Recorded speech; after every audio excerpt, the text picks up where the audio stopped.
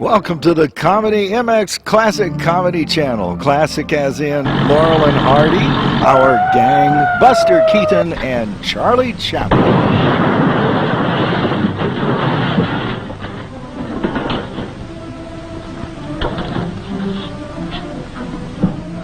Thank you, boys. Where you be when I need you? Right here. Okay. I told you not to make that last payment. Yes, your watch looks grand with a Spidell band.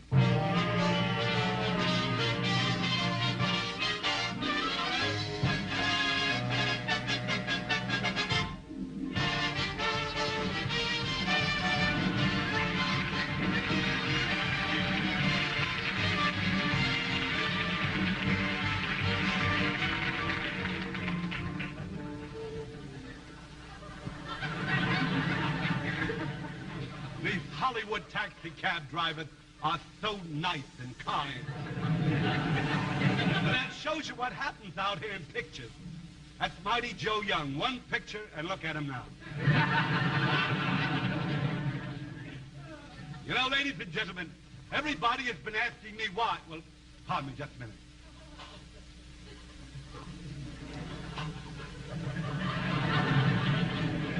I want to clean the screen, you know, so that you can all see the show tonight.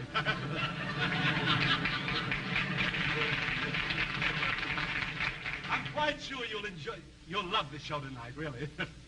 I thought this afternoon was awful good. So many people have asked me, why have I gone into television? Well, there's so many reasons. I'll mention a few. One is that I think it is a medium which will eventually engulf the entire entertainment world. That's a good reason. Another reason is I love the work. And another reason is that last summer, my son Keenan cut off my allowance. Say, did you read the paper this morning? A very interesting article about a CPA, a public accountant. He married 17 wives without going to the trouble of getting divorced. And they only caught him when he forgot himself and he married his first wife all over again. It just shows you what a rotten accountant he was, you know. Hello? Well, Victor Moore? What? You can't come over tonight. I can't see you, Victor. I'm doing a show. I'm on the air tonight. Well, turn on your set. You haven't got it there. I say, Victor.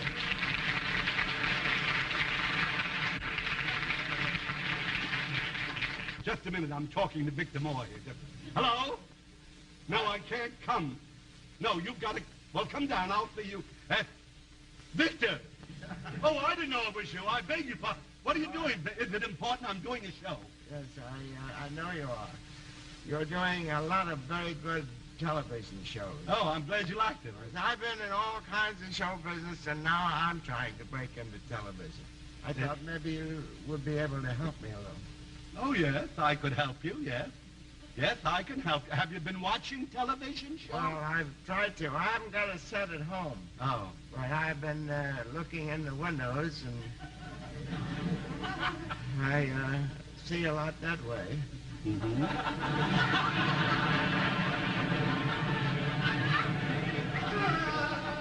What kind of... You mean you look right in the windows? Or? Yes, not the store windows. Oh, not the store windows. No. Oh. No, I've been looking in other windows. Well, Victor, you can't... But I'll tell you, I will help you, and I can help you. If you really want to be... You're a great star. You're one of the world's greatest stars, you know? Yes, you should be a big hit in film. Why, there's only one thing you have to know. Just make up your mind whether you want to be a cowboy, a puppet, or a wrestler. That's all you have. The main thing in television is costumes. You gotta wear funny clothes. Oh, yeah, I got a little cap here I think is pretty funny.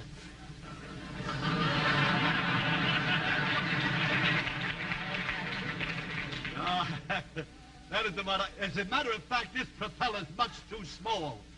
It would never get your fuselage off the ground. I have trouble enough getting my fuselage along the ground. Yeah. Well, no, I'll tell you. I will help you. It won't take long. I'll tell you everything that you have to know about television. It'll take about 2.5 or 3 minutes. Well, I guess I can stand that long. You do, huh? Well, see these curtains? Yeah. Well, here. Come on with me, Victor. Here, you get a hold of that, and you push that way. Right. And I'll push this way. Okay. Now, you see, Victor? This is my old storeroom in Kane's storehouse here. I have props in it. This box is where I age my joke. And over we have all kinds of... You know most of these. Yes, I've seen all these shows, Ed. Have you? Well, when did you do that show? This show here? Yeah. That was 1928. Yeah? Oh, it was a most unusual year. Yes, it was. We had a Republican in the White House that year. Yeah, that's right. You know, here, just get here. I know just what to do. Yeah. You need funny costumes. I do? Yes, take off your coat. All right. That's all you need, funny costumes. I'll make you the biggest hit in television. All you need are costumes. Funny costumes. That's the way to start until I don't use them anymore myself. No. But all you need here, I'll give you some of my old costumes here, Victor. All you have to do is to wear, I'll make you the biggest hit in television. You know? See? Wait a minute, that's only part of it. Wait a minute. Wait, I've got costumes here. Where do you see some of them? Here, wait, I'll make you so funny, you'll be, let me see you. That's what I mean, you see? Now, here's a mirror. Here's the mirror. Are you all right, Victor? Yeah, I feel fine. Yeah, well, there's the mirror there. Now, what do you think of it? I think it's fine. Yeah, it's good. It's nice. Not very funny. It's beautiful. Yeah. This costume may bring back radio.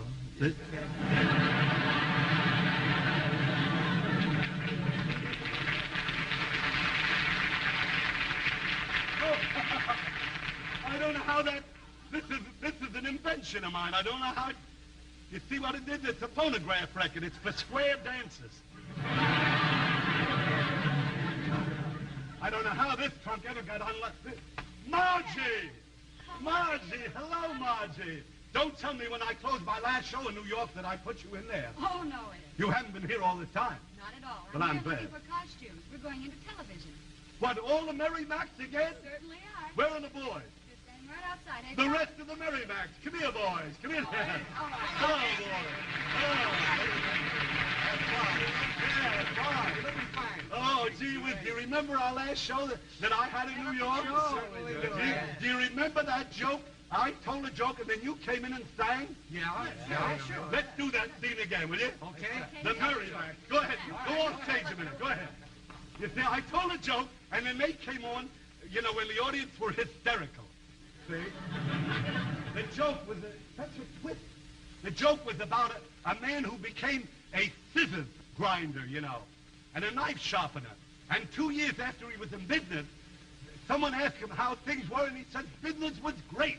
He had never seen things so dull. Now, you play the music, lad, will you? Let's have it. Go ahead. Hats a crawl, Cinderella, and a crawl, suet. Hats a crawl, Cinderella, and a crawl, suet. Hats a crawl, Cinderella, and a crawl, suet. Hats a crawl, Cinderella, and a crawl, suet. Crossing on the River and a crawl, suet. Crawl, suet. Crossing on the River, Gonna take a sentimental journey. Gonna set my heart at ease. Gonna make a sentimental journey to renew old memories. Got my bag, I got my reservation. Spend each time I could afford. Like a child in wild anticipation. Long to hear that all aboard. I got spurs that jingle, jangle, jingle. As I go riding merrily along. And they sing, oh, ain't you glad to single? And that song ain't so very far from wrong. Ain't so very far from wrong. So I'll jingle, jangle, jingle all along. Cowboy,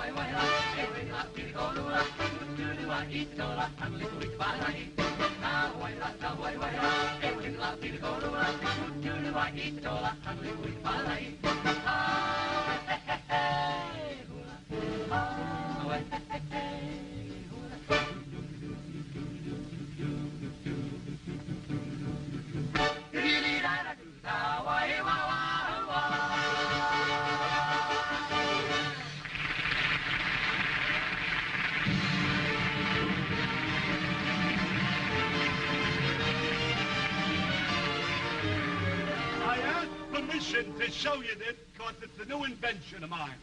This is really a wonderful thing. I'll tell you, the government has had a lot of difficulty with insects lately, especially bed bugs, you know. And DDT and all those things. Don't see. This is my invention. It's a little bed. It's a tiny bed. You take it and you put it right in the corner of your bedroom like that, you see. And you go right to sleep. The bugs are not, they have their own bed. Now, ladies and gentlemen, I'm going to get rid of How is this one, Ed? Oh, that's great. That's great. You see, all you need are funny costumes. You'll be the biggest hit in television with funny costumes. Now all you need is a sponsor. A sponsor? Oh, you have to get a sponsor. Yeah. Yes, you see, because without a sponsor, you'll have nobody to cash checks from. You know what I mean? And besides that, you need a sponsor for advertising. Because if you don't have advertising in a show, you'd have nothing but a complete half hour of nothing but entertainment. The world's not ready for that yet.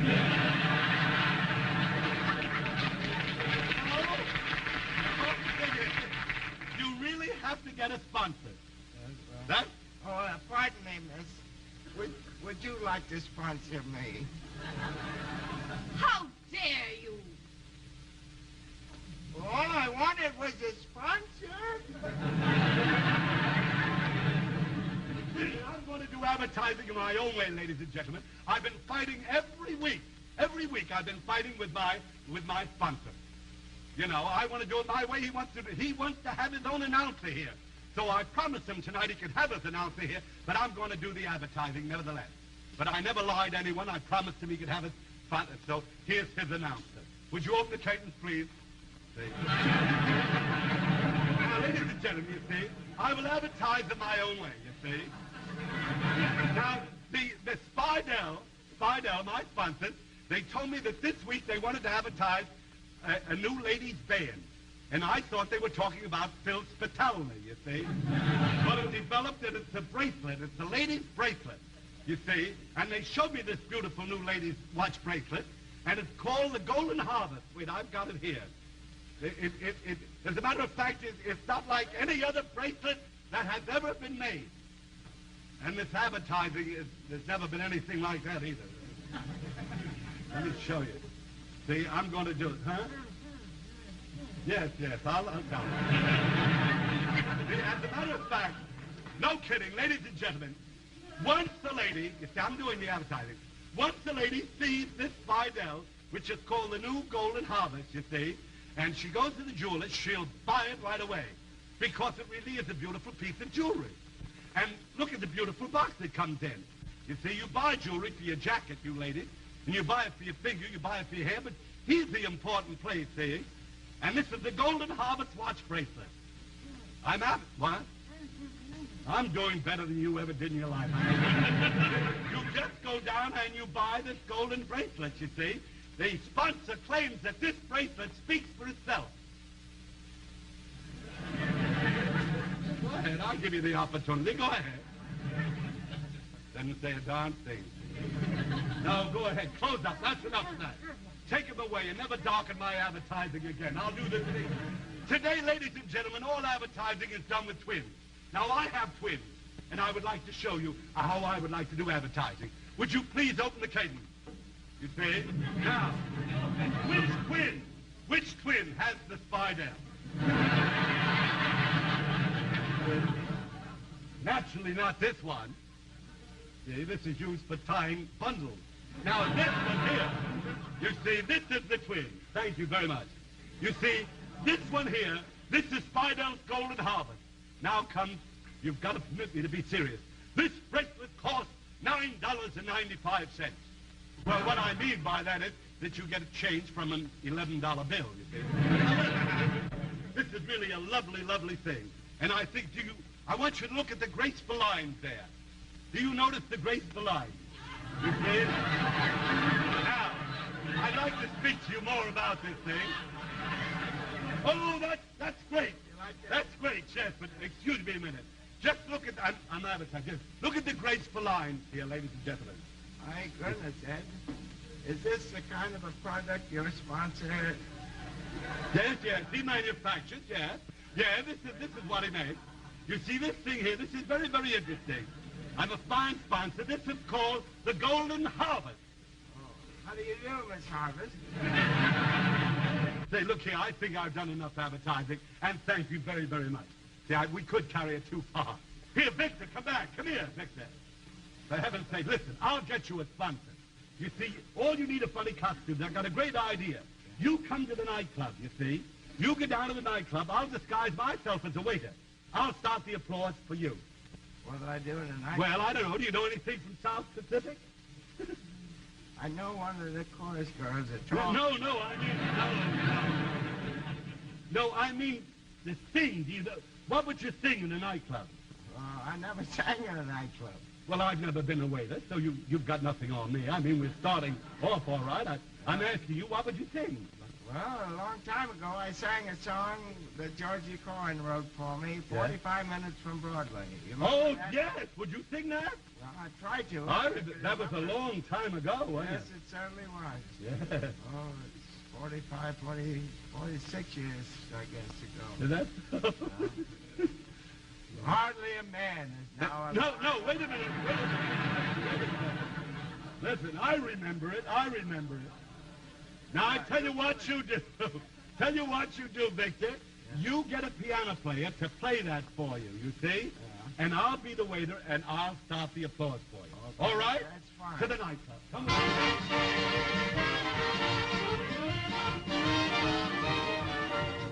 And complain, feel no pain. When I hear a whistle hollering, hoo-wee, rolling train, rolling train. How I love to ride a rolling train. I got news you can't lose. On a locomotive, chewing the blues. Every clickety clack says, hallelujah. Every turn the track sends a shiver through you. Every cricket back means a hallelujah. And Betsy, what a mode of transportation is a rolling train. Rolling train. Love the rhythm of the rolling train. Troubles fly past me by. When I'm rocking on a rolling train, there goes the city Cincinnati. Go down for Boise, Idaho. There went the village of Atlanta. Here comes the town of Buffalo. Look out for Louisville, Kentucky. Head to the hamlet of La Grange. And for the California border. Try out the Rocky Mountain Range. Happy Bill, I'm headed toward when I hear another board. Gonna board a rolling train, rolling train. Love the rhythm of a rolling train. Troubles fly past me by. Got my ticket and I'm riding high. Getting the glow, raring to go. Rocking on a rolling train.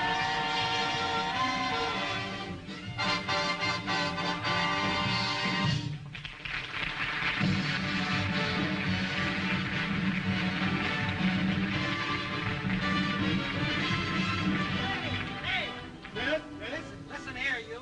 I've been sitting here all night trying to get a waiter's eye. Are you that hungry? Now listen here. Yeah. I want a drink. I'd like some scotch. Oh, well, why didn't you say so? You're just hollering there. You're like so many waiters here. Here. There's plenty. You can have it all night. Hey, wait a minute. That's rye. I said scotch. Well, I'll get you. Well, it's no use opening a new bottle. Here, just... Of all the waiters I've ever seen.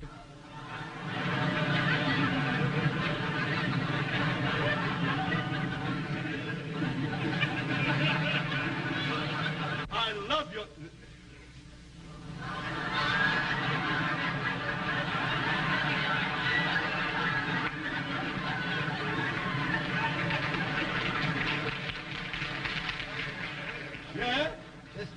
tablecloth is dirty. Remove it. Remove the tablecloth with all that stuff on I it? don't care if it takes you all night. Remove it. Oh, all right, if you feel that way about it. Ladies and gentlemen, for the first time in any nightclub, our singing star, Victor Moore. I've looked all around. I can't find anybody that can play 45 minutes from Broadway. You mean we're the only two who really remember that? Looks like it. That's a tough spot. I'll accompany you. You will? Yeah. Well, that'll be You get fine. prepared. Yeah, I've got the piano right here. Thank you very much. I got it right here. This is the special piano, you know. It was loaned to me by Mr. Morrow, you know, Tevis Morrow. Well, you don't expect me to sit on that, do you? No. As a matter of fact, this was a big piano once, and Sophie Tucker sat on it. That's 45 minutes from Broadway. That's it. You think you remember it? Well, I don't know. We'll see. Yes, I remember it. Only 45 minutes from Broadway. Think of the changes it brings. For the short time it takes, what a difference it makes in the ways of the people and things. Oh, what a fine bunch of Rubens. Oh, what a J atmosphere. They have whiskers like hay. And imagine Broadway only 45 minutes from here.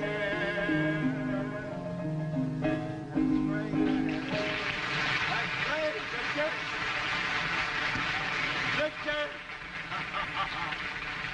Victor, would you sit down a minute?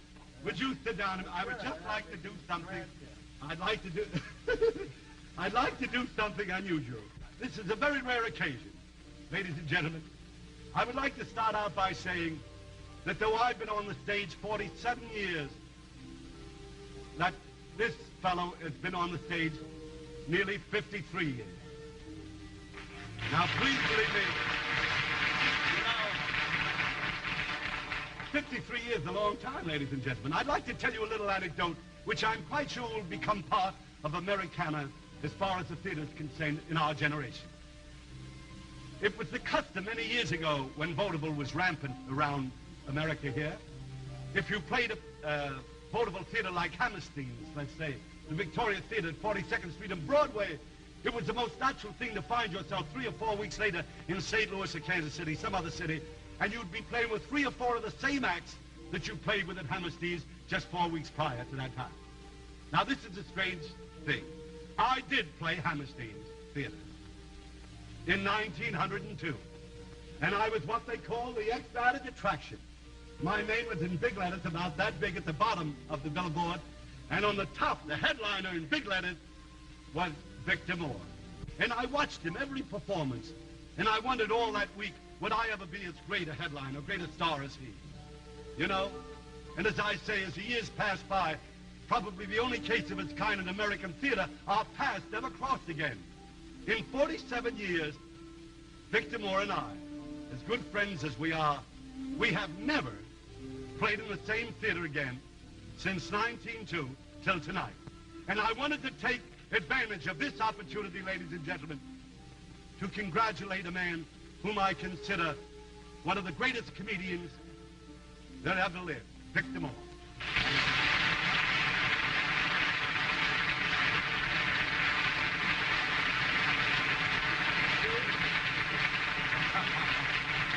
You know, Victor, you know, to hear that applause and that tribute, it proves you've not lived in vain, you know.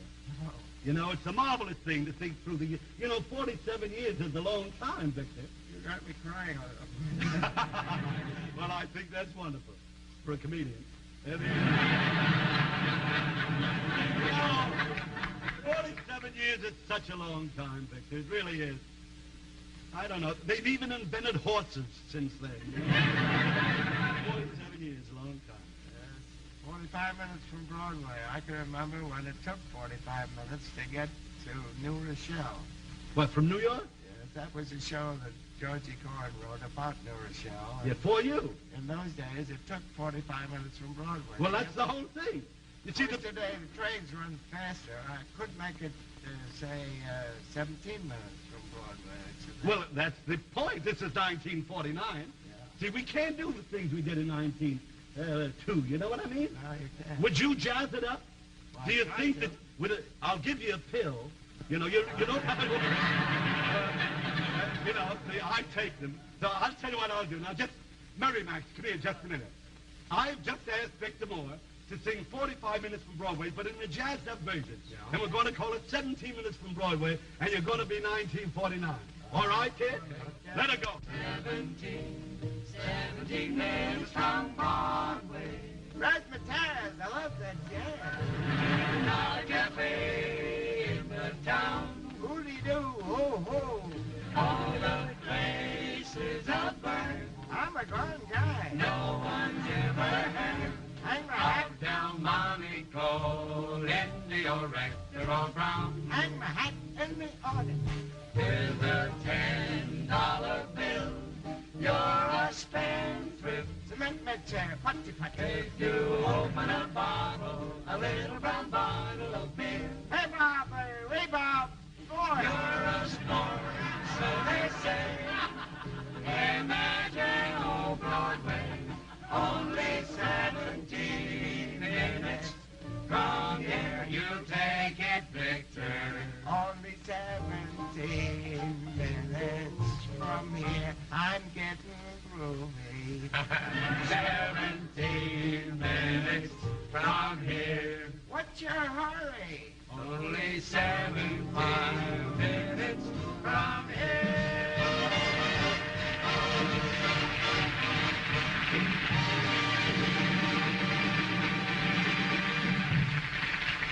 You know, ladies and gentlemen, this is a marvelous night for me.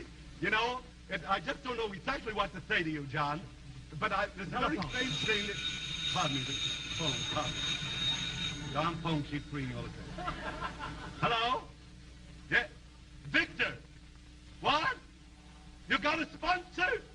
Victor, wait, I'm telling the people. Victor's got a sponsor. I'm so happy you got a sponsor. I'm glad. Yes, well, I want to tell the audience something. Yes. This is very interesting, what I have to tell you, ladies and gentlemen. John,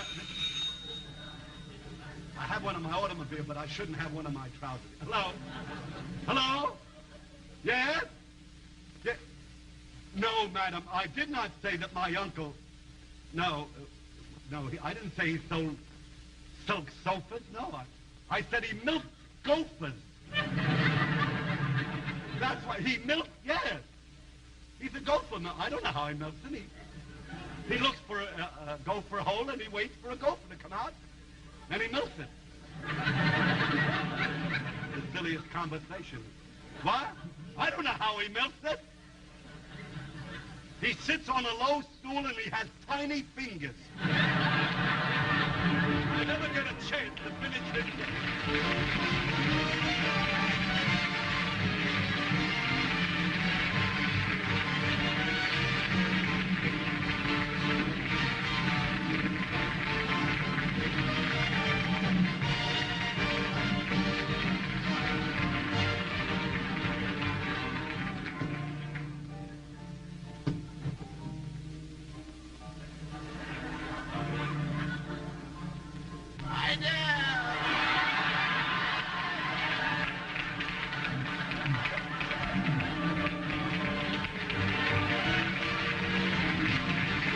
The Ed Wynn Show is presented by Spidell, makers of America's most popular watch bands for men and women. Your jeweler has a wide assortment of Spidell watch bands in a variety of glamorous styles, from $5.95 to $13.50 for women, and from $7.95 to $14.95 for men, tax included. This is the Spidell Sir Galahad for men, and this is CBS, the Columbia Broadcasting System.